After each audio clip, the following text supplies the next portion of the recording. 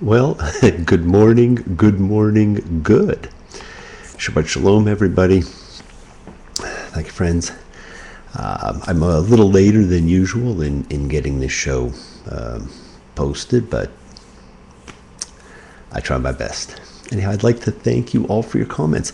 Lindsay's not a fan of the video show, and Paul loved last week's episode, and our new friend Richard enjoys them so much that he's decided you don't need a PlayStation to have fun. And it seems that more people in the East prefer the audio versions so that they can listen while in their cars, except for those who prefer to listen so they can sleep. So I hope the sleepers and the drivers are different people. And more people in the West seem to prefer the video. As the great emancipator said, you can please some of the people all of the time. You can please all of the people some of the time, but you can't please all of the people all of the time. Well, whether you're in the East or the West or the North or the South, I hope you all find something you like and get something from the show. You know, Woodrow Wilson was so horrified by the slaughter that had taken place with World War I that he tried to create a body to ensure that war never broke out again. A great dream. But the League of Nations didn't work. And some might well say that its successor, the United Nations, doesn't work so well either. But to see it condemn Hamas and Israel jointly for war crimes, while Hamas fires rocket after rocket into Israel, hoping to kill as many people as possible, military or not, while Israel ceases fire to allow food and other humanitarian articles into Gaza, is unconscionable. Wake up, UN. And wake up news organizations that feel it's unfair for more Palestinians to die than Israelis. Wow. What happened to reporting news is news?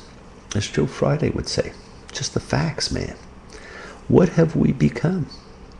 And hopefully that's it from my political commentaries. There are certainly far smarter people to listen to politically. Now, I can't think of a better way to start than to quote the great John Lennon Christmas tune, Happy Christmas, war is over. A very Merry Christmas and a Happy New Year. Let's hope it's a good one without any fear. War is over if you want it. Friends, don't we all want war over? I think we do. And I think we all hope and pray for peace in our lives and in the life of the world.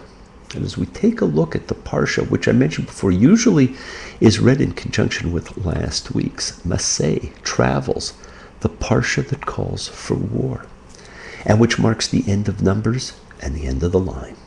And as the traveling Wilbury's saying, well, it's all right, even if you're old and gray, well, it's all right. You still got something to say. Well, it's all right. Remember to live and let live. Well, it's all right. The best you can do is forgive.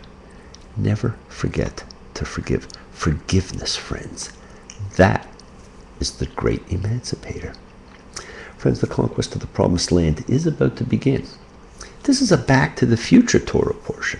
As we are taken back, the Parsha begins with an amazing recap of the travels, commencing on the 15th day of the first month, the day after Passover when the Israelites left Egypt. From Numbers 33:1 to 33:38, there is a reiteration of the entire journey.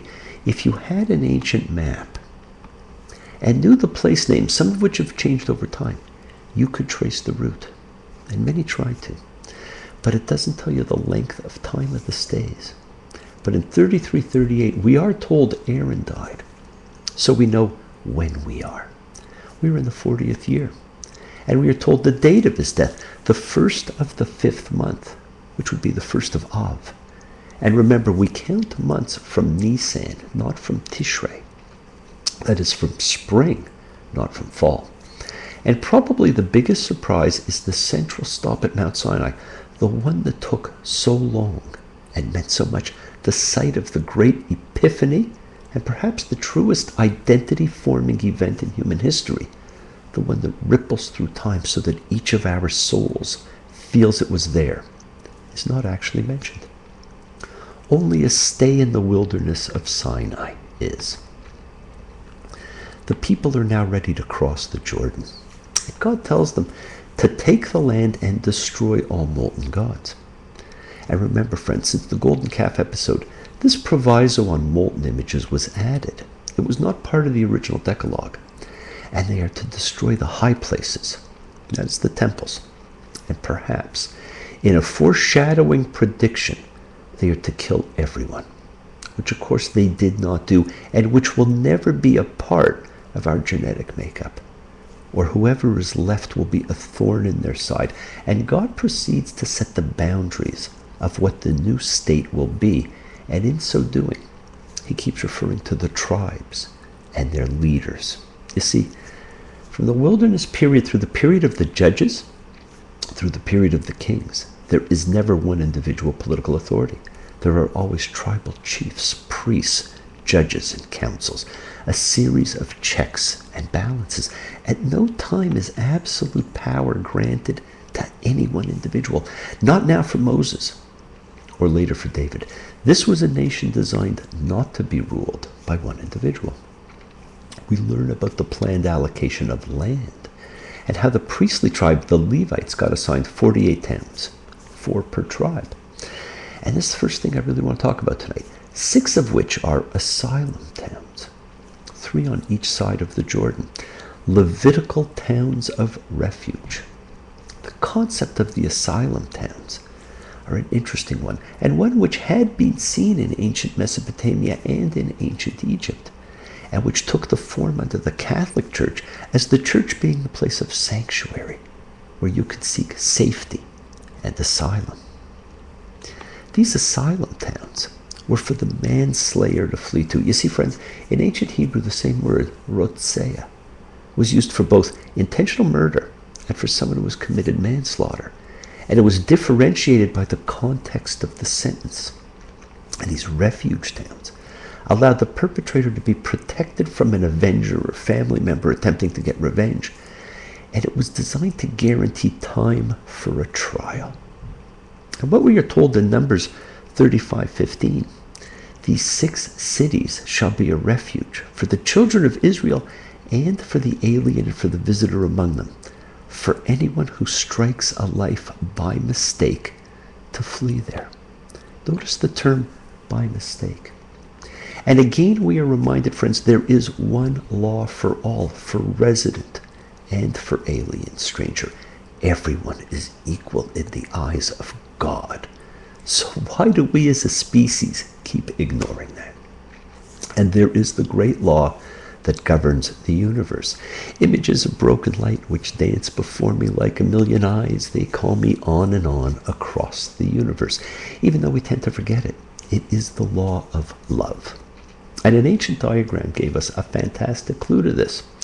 Now take a look at this picture of the traditional tree of life with its 10 circles, 22 paths representing everything you can imagine.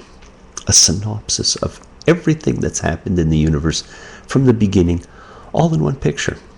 And here we have it with Machu Picchu in the background, the city in the clouds.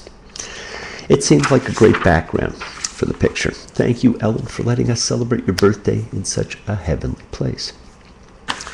And then superimpose on it the glyph or sign for Venus, the goddess and planet of love, and the sign for female, and see how it perfectly encompasses the tree of life. One day I'll actually learn how to use the computer properly so I can push little buttons and you'll be able to see these things. Now, if anybody wants a copy of this or these 2 diagrams, please send me an email at enquire, E-N-Q-U-I-R-E, at rabbidavidgellman.com, and I will be happy to send it along to you. We are then told that there are 3 types of tools used for killing, and each has different ramifications: iron, stone, and wood. And they coincide with types of homicide and to point to 3 intentions. You see, friends, there's that great concept again. Kavanaught, the intentions we bring to something. Iron tools are made as weapons. Stone is an improvised weapon, and wooden hand tools, well, they were made for a different purpose altogether, but can be used as a weapon. The intention dictates whether the murderer is put to death or not. If the murder was accidental or unintentional, the blood avenger, the Goel Hadam, is not allowed to kill the murderer. But if it is intentional, then he is. And of course, there must be 2 or more witnesses in order to convict somebody. See, death and blood were taken very seriously. And we had been told since the stories of Eden, of Cain and Abel, the flood, and others, that the earth suffers from the wrongdoing of man. It still does. The ground is cursed on your account. The earth was corrupted because all flesh had corrupted its way. You're cursed from the ground that opened its mouth to take your brother's blood. Blood will pollute the land. And friends, it still does. And murder is not only a sin against the victim, it is a sin against the earth. There's a wonderful midrash, which is an exegesis or critical interpretation of biblical literature that I want to share with you. When Cain kills Abel and hides the body, God calls to him and says, "Where is Abel, your brother?" And we're all familiar with what Cain answers. "Am I my brother's keeper?" God says, "Kol dimei achicha soakim alei min ha'adama." The bloods of your brother are shrieking out to me from the earth. The key word being bloods. And the sages explained it this way. Whenever you kill a human being, you kill more than that person. You kill all the potential people to whom this person might have given birth. Well, friends, it's the same when you kill the spirit of someone. All the people that person may have helped, may have influenced, may have encouraged, and all the people they would have impacted on are all affected by what you've done.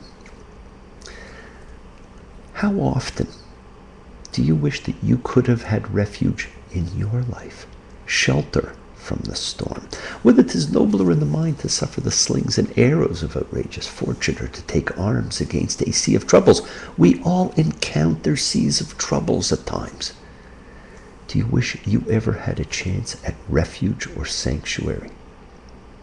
And how often have you failed to grant refuge to others so that cooler and calmer heads could prevail?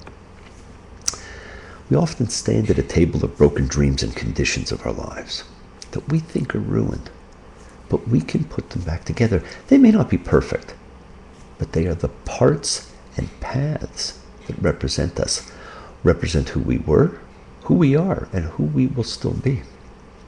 Friends, many have found Numbers to be a very ununified, disjointed narrative of laws, prose, and poems. But I suggest it is unified. It is unified by this concept of the journey. As such, it functions in both time and space through the chronology of its events and through the geographical placement of events along the route of travel. It is a connecting line of cause and effect.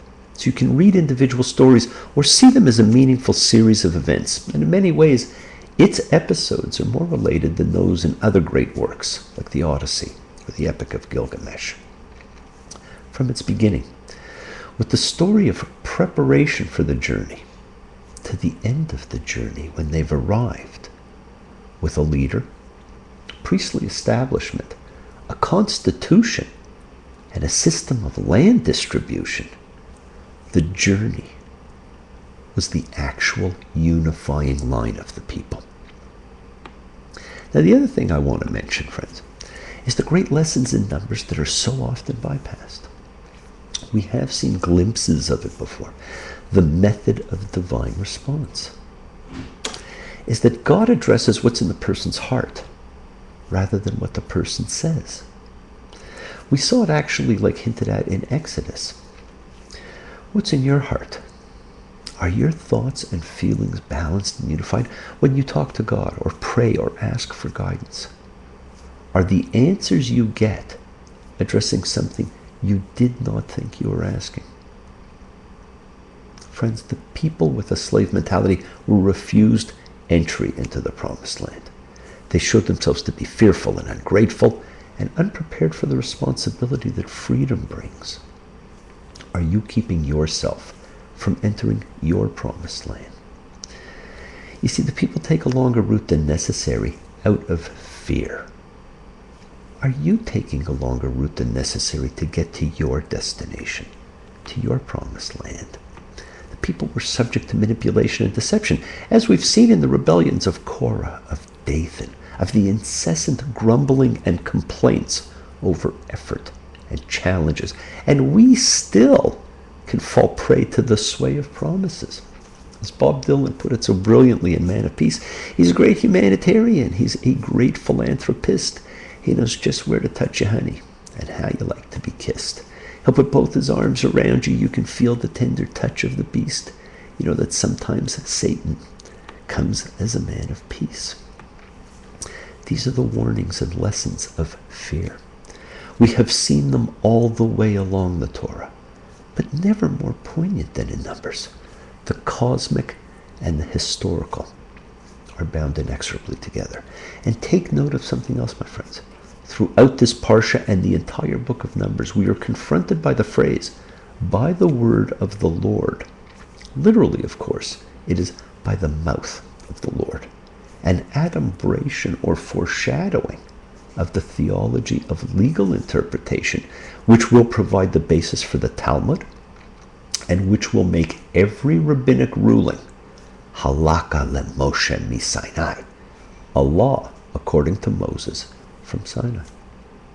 Keep thinking, keep feeling, keep dreaming, keep forgiving, and keep hoping.